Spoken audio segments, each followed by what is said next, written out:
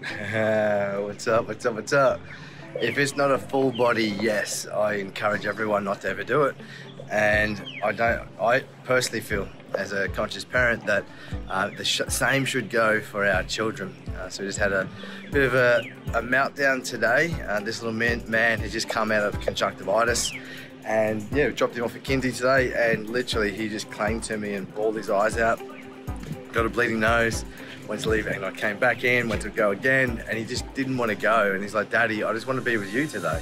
I grabbed him, and we've come and had an ice cream. And on the drive here, I reflected about how many times that I didn't want to go to school, how many times that I wagged school, how many times that I hid all of that from my parents and felt like I was forced to go do something that I didn't want to do. Parenting our children, a different paradigm of how we were raised as children. I'd love to open up a discussion and see your thoughts and what you feel about this. I'm all for building resilience in children and allowing them to cry and allowing them to feel their emotions and not suppress them and fully feel all their emotions all the way through. But then today I had that intuitive hit. It's like, my boy needs me today. And I'm very fortunate that I was able to carve out like a 2-hour block of window that I get to spend some time with him. Previously, up until maybe 2 years ago, I would have felt guilty for this, that I needed to be working, I needed to be doing something. Kerwin Ray did a really beautiful example of this, and this one does it to me all the time. It'll be 8:30, time to go to kindy, and at 8:27 he'll say, "Hey Daddy, can we ride a bike?" And I used to say, no, we got to get to school, we got to be on time. But now, the framework that Kerwin said was, would you, at the end of the day, want to be known as the man who got to work on time, or the man who was present with his child? And that same philosophy was with me today, because I know that what we get up to right now, and this bond that him and I are going to talk about and share, is going to be invaluable.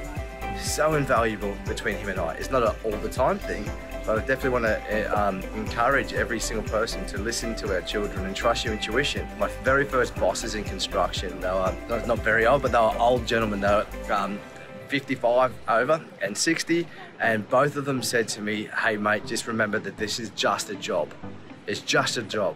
I remember one of them said to me that his daughter was 21 and he didn't even know her. And so taking time out just to be with him today and nourish his soul and what he needs and what he's asking for is super important. Just want to remind you also that listen to your kids. Listen, if they're not a full body yes, listen to them.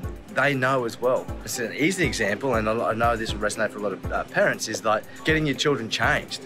The amount of times that he'll kick and scream because he doesn't want to do it then, because I'm dictating, I want to do it now. And then as soon as I'll struggle and get cranky and frustrated, and then the moment I let go and just okay, cool, I'll surrender to it, he comes back to me 30 seconds, a minute later, it's like, "Let's get changed, Daddy," because it's on his terms. So yeah, yes, buddy? I'm doing a live, buddy. I'm talking about why me and you are hanging out today, because you didn't want to go to kindy, did you? No? What did you want to do? Come with you and get an ice cream. Oh, Mum, I come with Daddy and have an ice cream, and you've got a bleeding nose, buddy. So what I'm going to do is I'm going to say goodbye to all these people. So bye-bye. And Daddy's going to do your nose, okay? Much love, guys. I hope this inspired you to be present with these little young ones. Just remember, it's just a job, and time is the most valuable gift we can give anyone, especially our children. Much love.